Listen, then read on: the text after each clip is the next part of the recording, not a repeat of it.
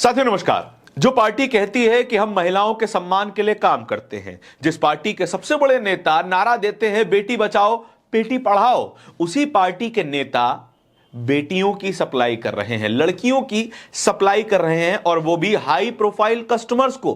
कौन है वो हाई प्रोफाइल कस्टमर? वो कस्टमर हैं भारतीय जनता पार्टी के नेता और कई पॉलिटिकल पार्टीज के नेता, जिनको ये महिला लड़कियां सप्लाई करती हैं। और वो कहती हैं कि मैं हर नेता का टेस्ट जानती हूं, किसको किस तरह की लड़की पसंद आएगी मैं सब जानती हूं, और आप तो केवल क्लाइंट्स का इंतजाम कीजिए, लड़कियों की चिंता मत कीजिए। कौन है ये नेता? ये नेता है झारखंड की फूल जोशी, जो कि बीजेपी के संगठन की ही नेता हैं, जो बड़े पद पे बैठी हुई हैं और काम करती हैं नेताओं को खुश करने का। क्या भारतीय जनता पार्टी के नेता, झारखंड के प्रदेश अध्यक्ष नरेंद्र मोदी या फिर भारतीय जनता पार्टी के राष्ट्रीय अध्यक्ष जेपी नड्डा को इसके बारे में इल्म भी है? क्या उन्हें पता है कि यह सब चल रहा है?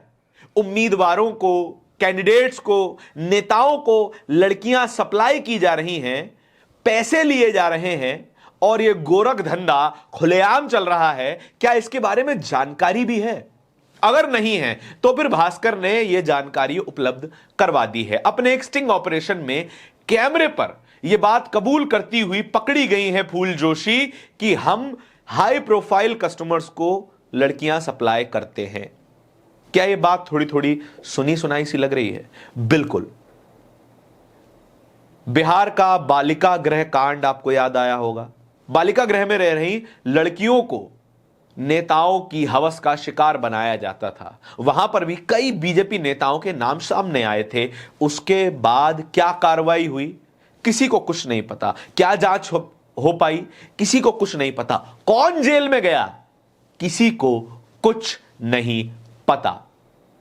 और इस बात की भी पूरी गारंटी है कि फूल जोशी भी इस पूरे मामले से आराम से बच जाएंगी, क्योंकि उनके पास एक सेफ्टी नेट है। सेफ्टी नेट का नाम भारतीय जनता पार्टी। उस पार्टी की वे नेता हैं जो पार्टी देश में सत्ताधीश है और बिहार में भी अपनी ताल ठोक रही है। शायद उनकी सरकार बन भी जाए, और अगर सरकार बन गई तो फिर फूल जोशी आराम से गायब कर दी जाएंगी। फूल जोशी के ऊपर कोई कार्रवाई नहीं होगी। खुलेआम जो महिला कैमरे पर यह बात कह रही है कि हम जहां चाहे वहां पर लड़कियां पहुंचा सकते हैं, हाई प्रोफाइल, हाई स्टैंडर्ड की लड़कियां पहुंचा सकते हैं, मानो लड़कियां ना हो, कोई सामान हो, खरीद फरोख्त का सामान हो, कोई राशन की दुकान लगी हो जहां पर लड़कियां सजी हुई हैं और यह महिला उन लड़कियों को बेच रही है। ये तमाम बातें उस पार्टी के नेता कह रही है जो कि बेटी पढ़ाओ बेटी बचाओ का नारा देती है, 33% महिला आरक्षण की बात करती है, महिला सम्मान की बात करती है, महिलाओं को समर्थन राशि प्रोवाइड करती है और उनको वोट में तब्दील करने की कोशिश करती है। महिलाएं असल में भारतीय जनता पार्टी के लिए केवल एक सामान ही है। भारतीय जनता पार्टी में नेताओं की कमी नहीं है जिनके ऊपर बलात्कार के इल्जाम ना लगे हों। भारतीय जनता पार्टी में ऐसे भी नेताओं की कमी नहीं है जिनके ऊपर बलात्कार के इल्जाम सिद्ध होने के बाद भी वो परिवार मिटा दिए गए, जिन परिवार की वो बच्चियां थीं।